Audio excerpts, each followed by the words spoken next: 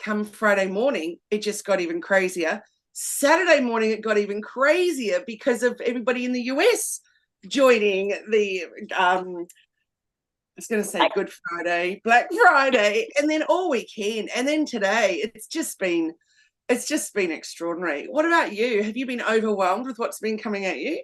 I have, and I totally forgot about the Cyber Monday thing until you've just said, which completely makes sense now because I was in a message thread with someone who was helping me out with a gift for my husband.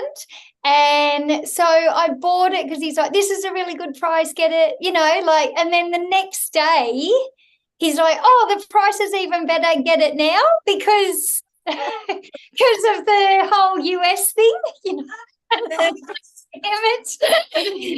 So it's so much, isn't it? So much.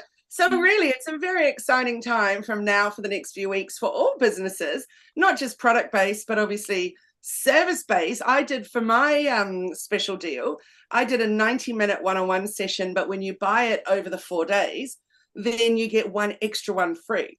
So that was a crazy day on Friday. Boom, boom, boom, boom, boom. With me being emailed, not with cha-ching of people checking out and buying it, with Kylie, the link doesn't work. Oh no. Yes, it had a preview link rather than the actual link. Some people still were able to navigate and find it, but a lot of people could not. So that was a big no-no. I didn't send a preview to my team to say, can you check this? I just got it out there. But yeah, really important that we remember that not just products, but also services, coaching, all of those things can do special offers. So as we prepare for Christmas, it's not just about thinking, how can we really maximize this time of year and get as many sales and clients and all that kind of thing going to round up the end of our year, but also what can we do for ourselves personally, Ash, as business owners? Yeah, I think it is definitely a time where overwhelm kicks in, and like you said, it's the busyness of us giving out services or specials and sales and whatnot, which you can be inundated with, as you've experienced. Yeah.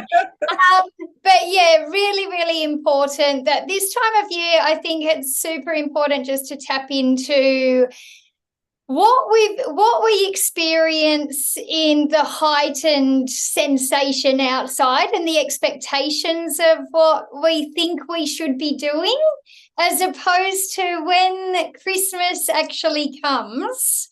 It's like, oh, that was it. Was all that overwhelm worth it? Absolutely. I also think it's important to mention too that I actually have received a couple of messages from people saying, well, not just to me, but to everyone saying, this is not a Black Friday special. Don't expect one from me because I don't like it and I don't believe in it. And I thought that's another thing too, is that the pressure on people to be discounting, and therefore that doesn't always, especially if you're a handmade business or like services where it's your time. And if you're discounting that, that's challenging. So one thing that I really encourage, which is what I did myself, is not a discount. It's well, actually, no, I didn't this time, but normally I do. It's actually a value add. So instead of discounting something, you're putting something extra in. Yeah. So like feeling. And like you bring a friend for free or, do things like that, which we've done in the past as well together. So things like that work for sure. And it's interesting you brought up the small business and there was one thing with the Black Friday and someone had complained about, are you really putting pressure? Not to me, just out there on Facebook. Do we really need this extra pressure of buying, and what other stuff do we really need? And a small beekeeper up here did say, well, yeah, we can't put our prices down and still be able to pay all of our workers and the beekeepers, because the other big companies can afford just to go half price. So there's a lot of conflict there, where I just still think you shop local and support your local small businesses as opposed to the big, because they're the ones that we can thrive, but also really suffer when deals like that come up. Absolutely. And so again, it doesn't necessarily have to be the discount.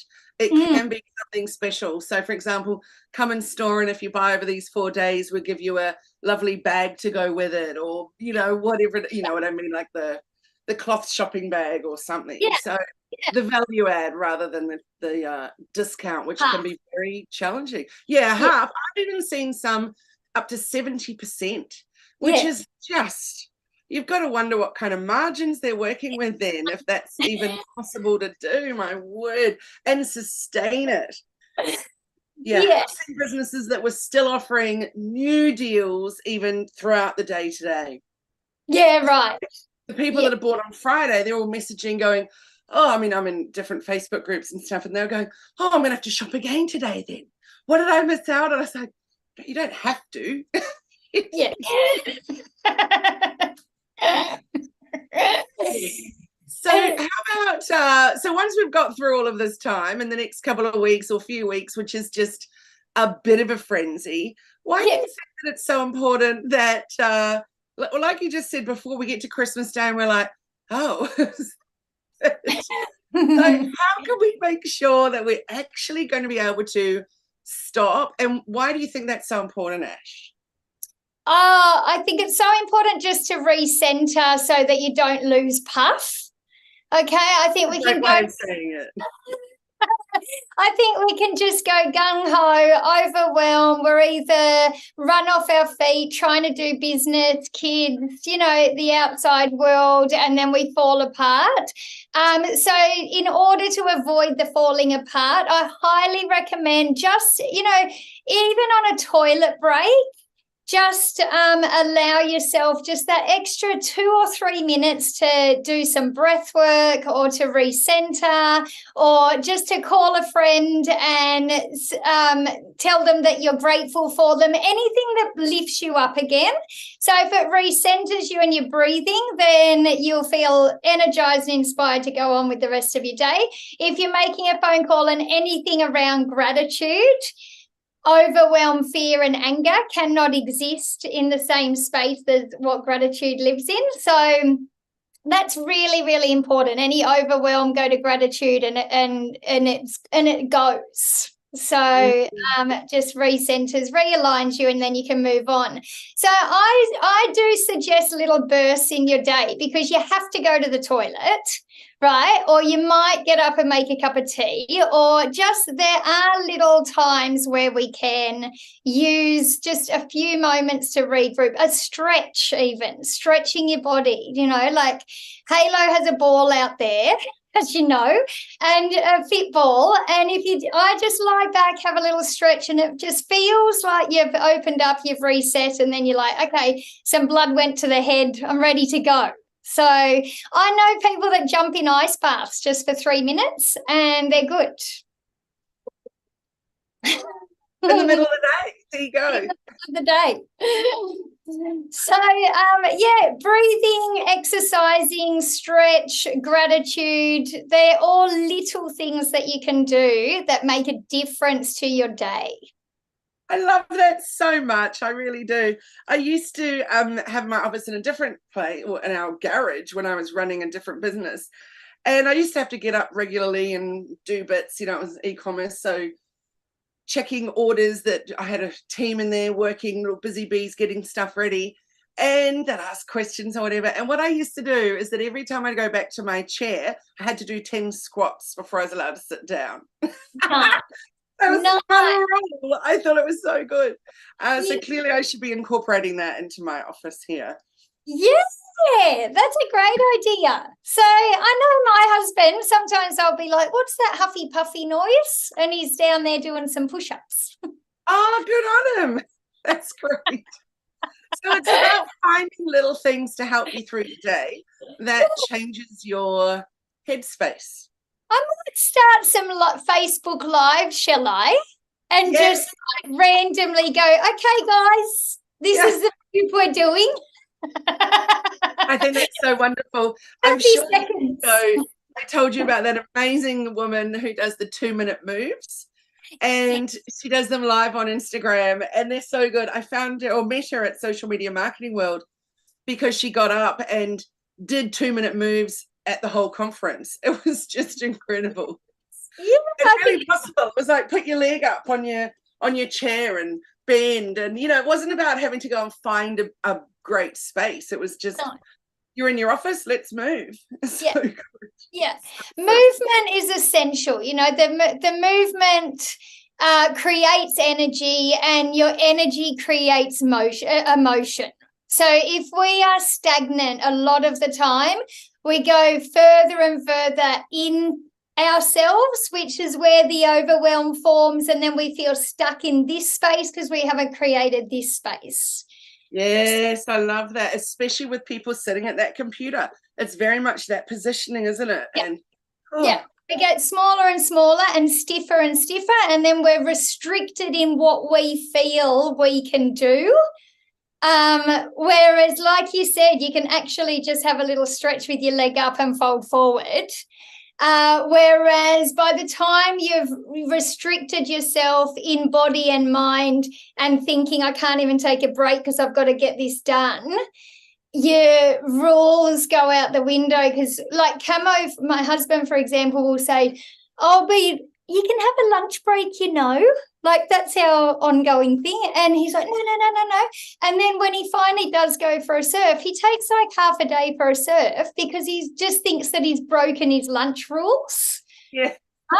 Whereas if he just goes for an hour every day, it would still work for him and pick him up. Yes, wouldn't it just? I love the idea of even half an hour a day to just leave my 15 minutes, yeah. But when we go into that stuck space, we do get stuck in thinking, well, I can't go for a half hour, I can't go for a 15-minute. But you don't need that. You just need a 2-minute of something. I love that, Ash. And one thing I have to say, I'm not sure when it was, but sometime much earlier this year, I got my stand-up desk, and it has made a huge difference. I don't even necessarily spend that much time up each day, but I certainly make myself a few times a day. I like, for example, every time I do bite size, I'm now standing. And It's good. It gets me moving a little bit. Sometimes I have some great shoes on that are, good for, whatever you call that. Other times I stand on a little thing.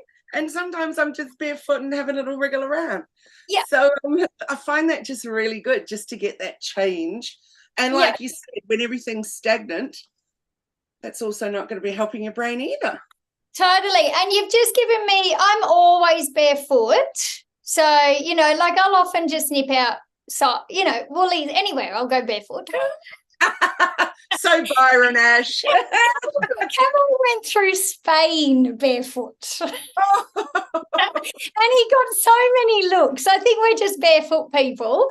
But what you've given me, my dad under his desk, because he's at the computer all the time writing books, has like a roller for his feet. Nice. They're a good idea too, because you're getting circulation, down there happening. And I think they've got little spikes, and it's a nice little massage for him too. So very nice. Nice handy ways of doing that. And also I think when we get overwhelmed, if you want to bring it back to the mind, if you connect and prime yourself for the day, but even throughout the day when you feel like overwhelm's taking over, bring it back to what you want to achieve that day, what outcome you want. And also do the hard stuff or the stuff you don't want to do first. Oh, I can't agree with that more. And this wonderful book, you and I both have one each. Jenny made them up for us at her retreat a few months ago. The Do First checklist. I love it. So I don't do it on a daily. I do it on a weekly. And unfortunately, so often there's things that I always change out don't do or discard for actually today now. So, but when there's still things left sitting in today now, and they're not things that can be delegated, then they go for first thing tomorrow morning. And I notice they're always the things that are the hardest for me to deal with, that I just put off and put off and put off. So you're right. That's a great remember. Thank you. They have to be done in the morning. Yeah, and it's also telling your subconscious mind like that goal's been achieved.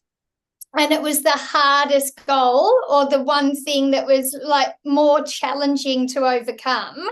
So it sets your mind up for the rest of the day. Anything's possible. Yes, that's so good. Success. My mum taught me this years ago, that it's so important to have a to-do list to tick, because the ticking makes you know you've achieved. And one thing that I do sometimes is, if I forgot to put it on my to-do list, and I've done it, I'll go back and put it on anyway, and then just so that I can have that process of the tick. So the tick's clearly your anchor point, Kylie. And yes, success. Yes. But also really important for people who do get overwhelmed, not to have more than 4 things on a to-do list.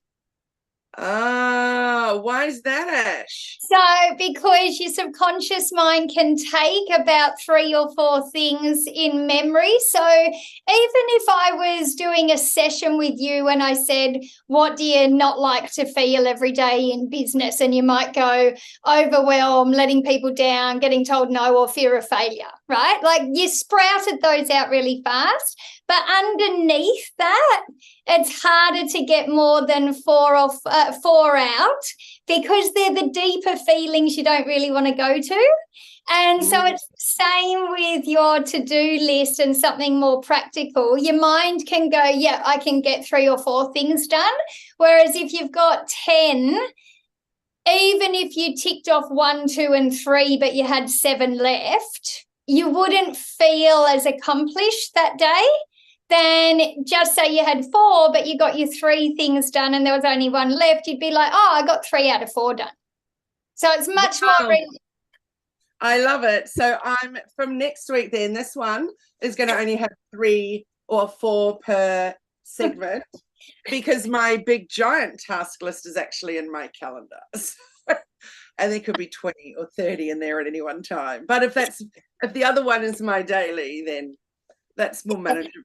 Look, if you get things done, amazing. But it also, to some people, they can be detrimental, because it's like, it's too much to do. I'm just going to pretend it's not there. Yeah. So that's where it honestly depends on the individual, but it is helpful only to have 3 or 4 to those that are easily overwhelmed, or just give up if they're not going to get them all done, because you still want to be making progress, because it's progress that equals happiness. Yes, it sure is. I love that. One thing that I do, whether it's in my group coaching or in a masterclass or anywhere, is give people just one challenge. So they might have learned a lot in a workshop or something, but then I want you to go away and do this one challenge, because you learn so much. Where do you even start? But one challenge feels doable.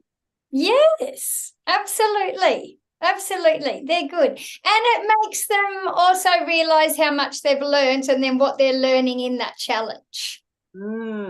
Absolutely. Well, that's some awesome tips about how we can get through the next few weeks and start preparing for a holiday. We're going to talk hopefully next week with Jenny about what we're going to do with needing that break so that we can reset for next year. Now, I did read something on socials over the weekend, and about someone who'd taken herself camping for 2 days completely alone, set up with their computer, not camping for a holiday, camping for a mindset change, or just a complete change of scenery, so that they could plan out what next year was going to look like. And I thought that's such a wonderful idea. And I've done it from time to time, but never as a regular, that date's booked in and making it happen. Do you think that's a really great one, Ash? Amazing. If you can do that, and you are able to have that time and that space, then your thought processing would be open to possibilities, not constrictions, because you're in that space of vastness and expansion. Yes. And breath again, and fresh. So it's only inviting creativity and curiosity in, where you're questioning imagine if rather than being constricted by, but what if? Yeah, I love that. I love that so much. Well, thank you so much. There's so many wonderful ideas there about how we can get through the next few weeks, but also start thinking about what we could do to make changes so that we can invite new ideas in and creativity in for next year. So thanks so much for joining me, Ash. And thank you everyone for tuning into this episode of Bite Size Business live podcast. Be sure to subscribe and follow us so you don't miss any future episodes. And Ash, let everybody know, how can they get in touch with you? I'm on Facebook, Ash the Happy Coach, and the Happy Therapist Australia on Instagram, and the happytherapist.com.au online. Awesome. Well, it was so great to chat with you, and I look forward to catching up again very soon to talk about goal setting for next year. Ooh, thanks so much, everybody. Thanks so much. See you next time.